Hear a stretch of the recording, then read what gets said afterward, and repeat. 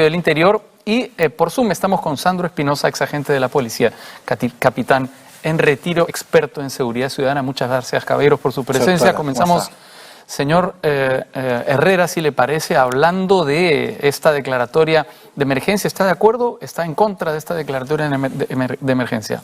Estoy de acuerdo porque, a ver, tenemos que partir del hecho de que la delincuencia y el crimen organizado internacional hoy por hoy es el principal enemigo del país.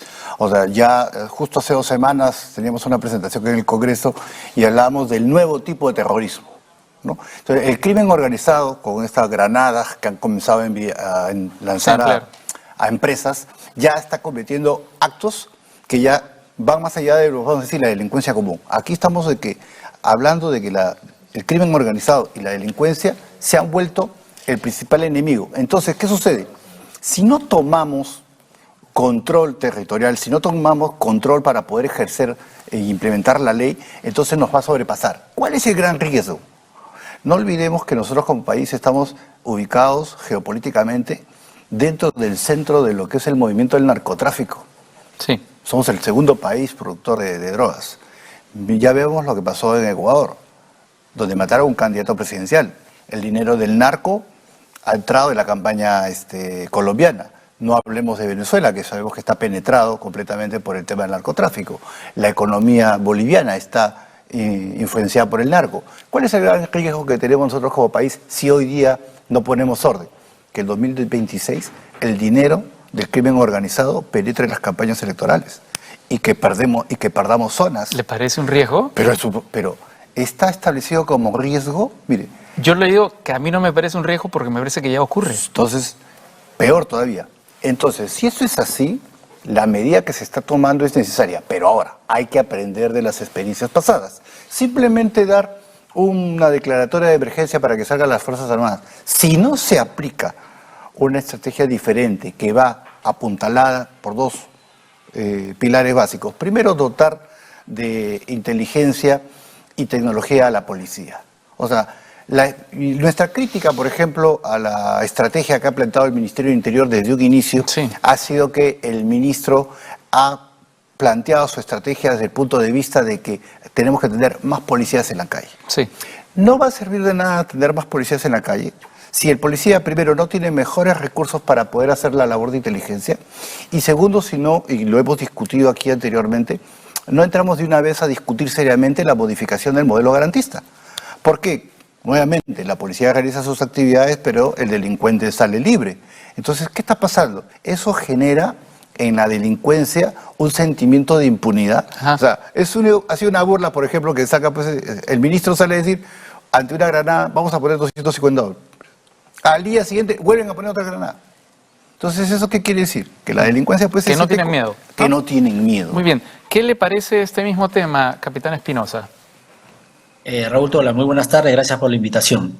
Yo primero quisiera comenzar por hacer un análisis, un diagnóstico, ¿no? Efectivamente, el Perú no tiene inteligencia hace más de 35 años. La inteligencia fue satanizada por una narrativa de izquierda o del comunismo que vemos ahora y que tú comentabas minutos antes. Pero ¿qué es lo que realmente está pasando, no? Lo que realmente está pasando en toda Latinoamérica, más allá de la corriente comunista que vive o converge con la criminalidad y la delincuencia, es que los cárteles del narcotráfico han ido evolucionando. Recordemos a Pablo Escobar, él controlaba la ruta de la droga hacia Estados Unidos, hacia Europa a través del Caribe. Luego lo siguió el Chapo Guzmán, que tomó el control, vamos a decirlo, de la droga porque él tenía los túneles, la ruta hacia Estados Unidos y también hacia Europa. Luego lo sucedió su hijo. Por información de inteligencia, fue entregado por los que lo secundaban y crearon un nuevo cártel que se llama La Nueva Generación. Y quiero repetir el nombre, el cártel se llama La Nueva Generación. Este cártel ha tomado la decisión estratégica para su crecimiento y control de todo el narcotráfico internacional, no solamente controlar la ruta, sino también controlar la materia prima. Por eso ha desplegado sus fuerzas y toda su logística hacia Sudamérica. Ya ha tomado, como ya lo mencionó el señor Herrera, ha tomado Ecuador, Colombia y Venezuela. Y el próximo territorio a controlar es Perú. Y como tú ya lo decías, ¿no? El narcotráfico ya está acá ya, hace muchos años, con diferentes cárteles. Pero el cártel que está predominando en el mundo sobre los cárteles europeos es el cártel La Nueva Generación. Repito, esta es una información que lamentablemente, como no tenemos inteligencia, no se puede prospectar, no se puede diagnosticar. Los grandes planes de seguridad y los planes estratégicos nacen de los planes de inteligencia. Sí. Hoy en día tenemos inteligencia como unidades policiales, tanto en la policía como en las Fuerzas Armadas, pero lamentablemente seguimos viendo el problema de la seguridad como si fuese un problema individual aislado. En el siglo XXI, ya muchos países desde el siglo XX ven a la seguridad pública o seguridad ciudadana engranada a la seguridad nacional como uno solo. Un ejemplo de esto, pues, a partir del año 2001 se crea el Homeland Security en los Estados Unidos, que centraliza todas las informaciones de inteligencia para poder crear los grandes planes estratégicos. Eso es por un lado, ¿no? Por otro lado, la pregunta que has hecho respecto al estado de emergencia es una medida, vamos a decirlo, adecuada, pero es una medida sin ningún plan estratégico, es como una salida de bombero a un incendio. El Ejecutivo ha pedido facultades al Legislativo y ha pedido presupuestos, ¿no? En realidad, en estas circunstancias y aplicando lo que dice la Constitución y lo que dice la Ley de Seguridad Nacional, el Ejecutivo no tendría por qué pedirle facultades ni presupuesto al Ejecutivo para poder, como dice la Constitución, el Estado está obligado a salvaguardar la seguridad, la vida de todos los peruanos utilizando todos los recursos que sean necesarios. Entonces, desde ese punto, yo quiero recomendar lo siguiente. Se debe declarar un estado de emergencia nacional orientado a mitigar ¿qué problema? La vida y la seguridad de los peruanos, porque en el Perú no están operando delincuentes comunes ni organizaciones criminales peruanas, están operando organizaciones criminales internacionales, tanto crimen o delincuencia como de narcotráfico. Y estamos hablando de extranjeros operando en territorio peruano, asesinando peruanos. Por lo tanto, lo que se debe hacer es utilizar a nuestras Fuerzas Armadas durmientes. Las Fuerzas Armadas están en un estado de durmientes hace casi 40 años. Tenemos 200.000 efectivos que ya tienen formación castrense. Ellos, el 30% deberían ir a los centros de formación policial para recibir un pequeño curso de la función policial, el 30%. Y apoyar a la Policía Nacional en todo el despliegue, en todo el territorio. El 70% o el 60% debe ir al cierre de fronteras. Ahí no necesita una capacitación adicional, porque eso es su función, ¿no? Salvaguardar la seguridad y la integridad del territorio peruano. Cierre de fronteras. El otro porcentaje es el 70%, un 30%, un 20%. Luego de que el Estado tome la decisión desde la Ley de Seguridad Ciudadana, darle 72 horas a todo extranjero en territorio peruano para que se empadrone en las comisarías, dependencias policiales y unidades militares o dependencias militares. Luego de que la RENIE le dé acceso, ya sea control biométrico y imagen, lector de imagen, que la RENIE lo tiene hace 2 años y no lo utilizamos.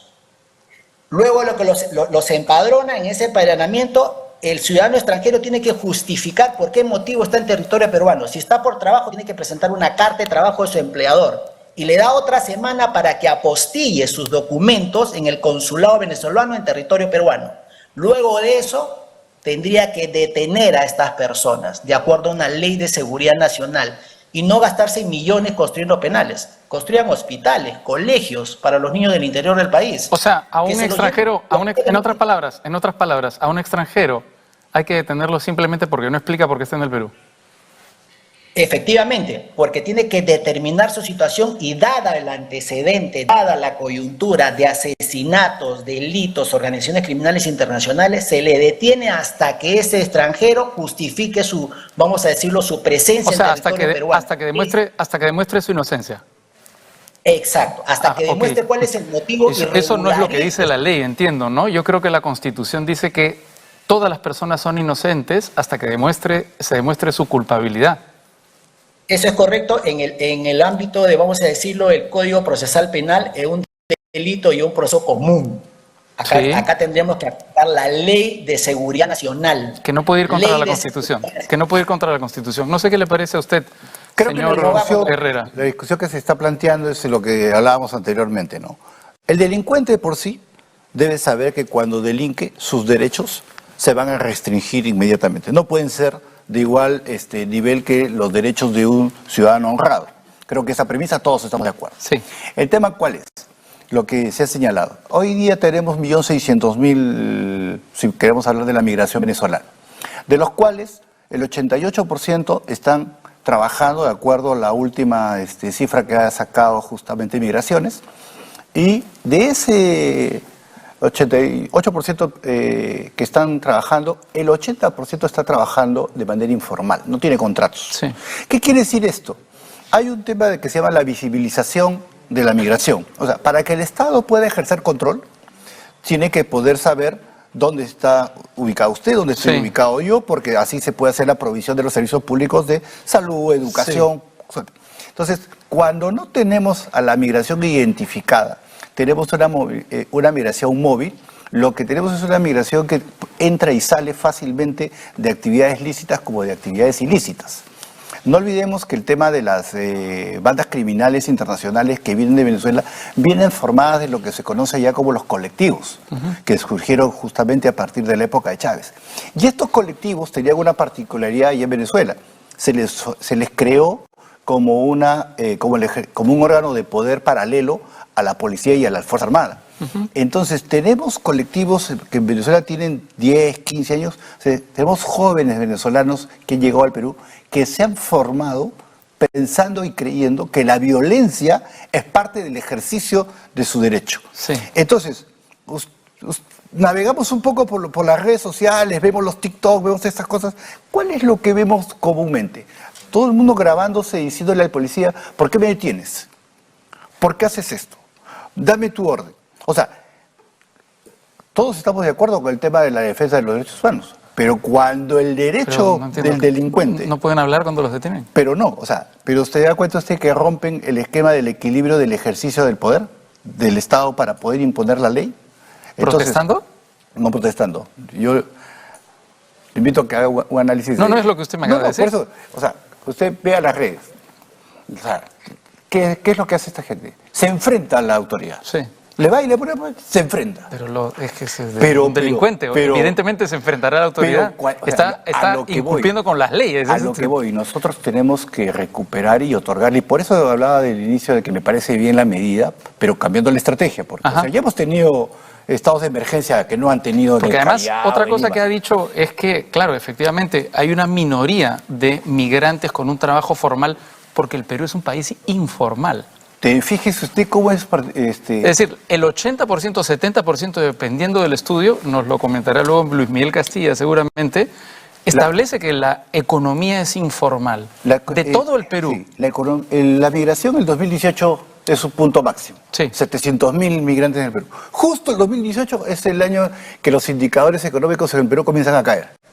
Sí. O sea, el proceso migratorio venezolano en el Perú se ha dado paralelamente a todo el proceso justamente de ensamblaje de los temas económicos, y por tanto no ha sido posible absorber en un círculo virtuoso la migración venezolana. Y ahí viene un tema que no hay que dejar de lado y que es quizás el más importante.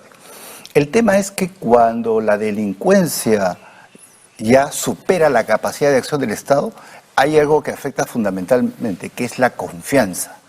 Y la confianza justamente en los actores económicos. Miren, hace 2 días han salido los resultados del tema de PBI, del tema de la caída de la inversión privada. Sí. O sea, nuestro tema no es solamente policial.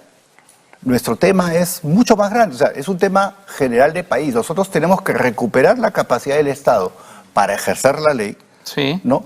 Para poder, nuevamente, primero darle seguridad a lo que todo ciudadano quiere. Todo el mundo quiere salir de su casa, así que lo asalta. Sí, no, eso es seguridad, por supuesto, seguridad ciudadana, pero el problema de la economía es mucho más complejo que el de la seguridad ciudadana. Es un problema de seguridad jurídica, no solo eso. Es un problema de seguridad jurídica, es un problema de expectativas, es un problema de, digamos, fenómenos naturales, es un problema muy complejo. No, claro, pero confianza en la capacidad del Estado de ejercer e implementar la ley. De seguridad, como usted dice, de seguridad, la justicia, básico. Por eso, un rol esencial en este tema, nuevamente, es que el Ministerio Público y el Poder Judicial se ponga a tono en esta lucha. Y por eso es que tenemos nuevamente que entrar a modificar, a discutir y modificar el tema del modelo procesal garantista, porque si no, nada va a cambiar. Capitán Espinosa, hablaba usted dentro de su propuesta de la posibilidad de decretar un estado de emergencia a nivel nacional. Ahora, el problema con los estados de emergencia en el Perú es que las experiencias no han sido buenas, y lo digo, digamos, mencionando el caso del Callao, donde el estado de emergencia, que es una situación excepcional dentro de la ley, se ha vuelto la normalidad, y por tanto el impacto que debería tener un estado de emergencia no es tal, porque es una situación básicamente declarativa, es básicamente un membrete que no tiene consecuencias reales en la vida de los chalacos. ¿Cómo impedir que ese error, que esa problemática que se registra, se replique a nivel nacional con un modelo como el que plantea? Sí, es correcto lo que usted menciona, pero como te decía, es importante que activemos el sistema de inteligencia y que sea autónomo sobre todo. Los sistemas de inteligencia en los últimos 30 años simplemente han sido pues una plataforma, vamos a decirlo, política para el gobierno de turno, ¿no? Sí. Ya lo hemos visto en todos los gobiernos pasados. Pero entonces no es solo que la izquierda los haya satanizado. Usted mismo está diciendo que fueron una plataforma política para los gobiernos de turno. Y por cierto, si se han satanizado los sistemas de inteligencia, yo no sé si es por la izquierda o el comunismo. Yo estoy completamente de acuerdo con la necesidad de sistemas de inteligencia, pero me parecería que el principal responsable de la satanización de los sistemas de emergencia se llama Vladimiro y se apellida Montesinos. Tú has llegado a un punto muy importante. Recordemos que Vladimiro Montesinos pues, fue el que diseñó todo este tema de controlar el sistema de justicia. Es más, hay un video en Google donde él se reúne con los tránsfugas y le dice que la siguiente fase es controlar el sistema de justicia. Bueno, el gobierno cayó el gobierno. Sin embargo, los gobiernos que le siguieron, liderados por Gorriti y todos los que conocemos como caviares, ¿sí?, no cambiaron el modelo, sostuvieron el modelo. ¿Alan García fue un presidente caviar? No, pero también conversó con ellos. O sea, acuérdate que los 4 gobiernos estuvieron metidos en el tema de Odebrecht, y todo el tema de Odebrecht se sostuvo en una plataforma creada por los caviares. Odebrecht se sostuvo en una plataforma creada por los caviares. ¿Eso lo está afirmando en serio? Sí, por supuesto, por supuesto. Es un tema que se ha visto. ¿Odebrecht, que financiaba el fujimorismo, era caviar? No. Odebrecht no financiaba el fujimorismo. Recordemos que no? Odebrecht... ¿Pero no ha visto las declaraciones del señor Barata la semana pasada diciendo que le entregó dinero a Keiko Fujimori? Esa es en su campaña. Campaña. Vamos a hacer una línea de tiempo. El gobierno de Fujimori que termina en el año 2001. El año 2001, Vladimiro Montesinos... Keiko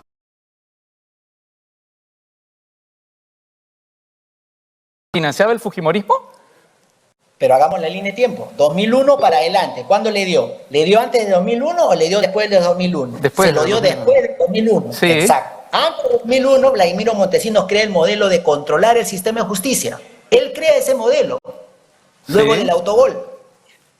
Pero el gobierno cae y los caviares que tomaron el control del gobierno, en el gobierno de transición, ellos no cambiaron el modelo. Continuaron. Montesinos era caviar. Esa es la nueva teoría. No. ¿Montesinos era caviar?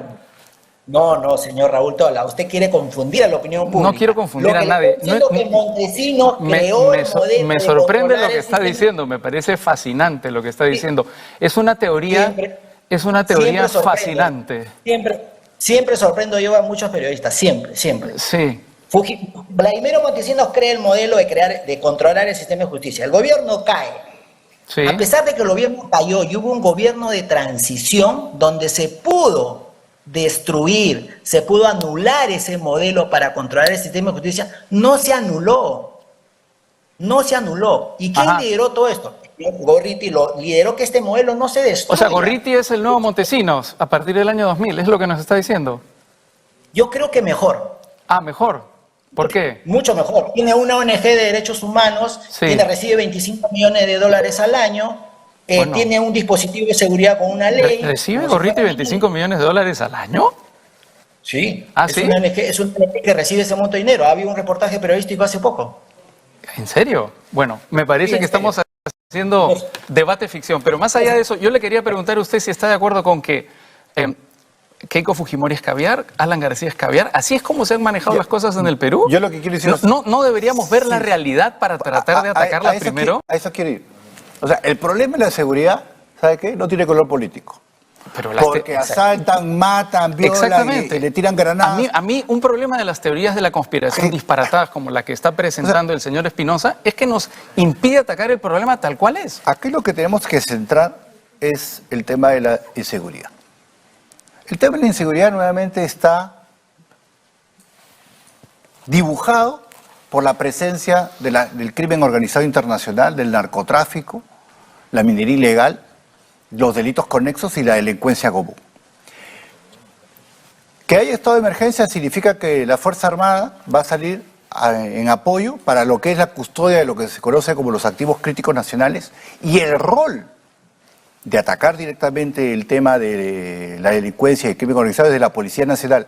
Pero la Policía Nacional, con los recursos que tiene actualmente, hace su trabajo. Pero si nosotros la dotáramos, por ejemplo, de la tecnología suficiente como son los mecanismos, los software de reconocimiento facial, los temas de geolocalización para las llamadas por celular, que el tema de la extorsión, que yo siempre lo llamo, es un delito invisible. Muy rápido uno tiene que estar ubicando dónde es la llamada. Si nosotros, y comparto plenamente en ese sentido sí la opinión, es que tenemos que fortalecer la inteligencia policial y los órganos de inteligencia tienen que colaborar en este esfuerzo. Hay que darle recursos a los órganos de inteligencia para que salgan a hacer el trabajo. No sirve de nada mandar 250 personas a la calle a pie para que hagan trabajo contra la delincuencia si no los dotamos pues de recursos, ¿no? Entonces, ese es un tema que tenemos que nosotros pensar seriamente. Esa es la estrategia. La estrategia es cómo nosotros utilizamos desde el Ministerio del Interior, que en este caso es el ente rector, ¿no?, la relación y los lineamientos de trabajo con la Fuerza Armada y los procedimientos operativos para colocar primero a las personas que hay que colocar en las jefaturas, o sea, oficiales que realmente estén dispuestos al tema. Y también hay una cosa que tampoco tenemos que olvidar. Parte de la lucha contra la delincuencia es que también pongamos orden y extirpemos lo malo de la policía. Sí. Porque también la policía pues tiene su personal que le hace daño a las actividades policiales. Ahí tenemos que hacer labor de contrainteligencia para limpiar la cancha, pero para eso hay que ir y tomar decisiones, o sea, hay que hacer el tema. Nuevamente, la gran crítica a este momento, al enfoque y a esta propuesta de delegación de facultades que ha planteado el Ministerio del Interior y a cómo están enfocando este tema de enfrentar la delincuencia en San Juan de Lurigancho, en San Martín de Porres y en tanto, es que, a mi entender, el ministro, por un sesgo de Guardia Civil, está pensando de que el tema del combate a la delincuencia es solamente poniendo policías en la calle, y no es así. Ajá. Tenemos que dotar a esa policía de recursos de inteligencia, de recursos tecnológicos, hacer buenos lineamientos de trabajo conjunto con la Fuerza Armada, que ya tiene experiencia previa. Por ejemplo, la Fuerza Armada ha hecho patrullaje en la época de la pandemia, sí, y se hizo un buen trabajo. Entonces, pero ¿hasta dónde debe llegar la intervención de las Fuerzas Armadas en estos estados de emergencia? De acuerdo a lo que dice el decreto legislativo 1095, el accionar de la Fuerza Armada como órgano de apoyo es, como digo, en primer lugar, la custodia de los activos críticos nacionales, y justamente ahí viene el desarrollo de los lineamientos. ¿Cuáles son los lineamientos? Por ejemplo, la Fuerza Armada debe apoyar en todo lo que es, por ejemplo, patrullaje. Como se decía, vamos a decir, en los 90, como yo le comenté, yo soy oficial de Marina en retiro, del cuerpo jurídico, y en los 90 se hacía patrullaje. Nosotros teníamos la sala Tiburón. Ajá. Marina hacía patrullaje y si había alguien que había que tener, se ponía a disposición de la comisaría. O sea, esos son los lineamientos finos que el ministro de Interior, el ministro de Defensa tienen que coordinar para que esta medida, este estado de emergencia, tenga realmente dientes. Si no, va a ser un estado de emergencia más y al finalmente el próximo año vamos a seguir hablando de lo mismo. Entonces, no. Pero como digo, no perdamos de enfoque que la urgencia de este tema ya ni siquiera es que sea solamente un tema policial. Este es un tema de seguridad nacional y está amarrado directamente con la posibilidad de desarrollo económico del país. Sí, capitán Espinosa, quiere añadir algo, me parece. Sí. Sí, estaba de acuerdo con lo que indicaba el señor Herrera, que efectivamente tenemos que verle desde el enfoque de seguridad nacional y tenemos que utilizar todos los recursos que tiene el Estado. Como te decía, hay unas Fuerzas Armadas durmientes, 200.000 hombres, 200.000 efectivos, recursos, combustible, equipamiento, vehículos, instalaciones, y se podría utilizar estas Fuerzas Armadas. Lamentablemente, como te decía, hay mucha oposición a este tema por la gran plataforma y la gran narrativa que tiene la izquierda. Como Ajá. yo le decía al inicio, la izquierda converge, la izquierda extrema. Yo en verdad soy, vamos a decirlo, simpatizante de la izquierda. Ah, sí. ¿no? Pero no de la izquierda extrema ni del comunismo, ¿no? Ellos convergen en un Entonces escenario de es un caviar, criminalidad y entonces. delincuencia. No, Caviar es otra cosa. Caviar es un nombre que se autodenominaron, ahora se llaman liberales. Bueno, ¿Ah, sí? se hicieron llamar caviares porque sonaba más bonito, ¿no? Pero Luis después se Miguel dieron Castilla cuenta es que caviar. era una alienada, ¿no? Después ya se llamaron, en el último gobierno de PPK ya se hacían llamar liberales. Pero te decía que en toda Sudamérica, donde ya está instalado el comunismo, el gobierno comunismo, la delincuencia se ha incrementado exponencialmente, enormemente. Y han tomado las ciudades. Muy bien. Hayek es Javier. Adam Smith es Javier. ¿Ah? Los pensadores liberales históricos. Bueno, en fin, hemos creo que llegado a conclusiones muy interesantes en este debate sobre seguridad ciudadana. Sandro Espinosa, ex agente de la policía, capitán en retiro, experto en seguridad ciudadana, y Luis Herrera Romero, ex jefe de gabinete de asesores del Ministerio del Interior. Muchas gracias por su participación en Al Vuelo. Vamos a hacer una pausa y regresamos con Luis Miguel Castilla para hablar de economía. Ha dado declaraciones ayer el ministro Contreras que comentaremos. Volvemos.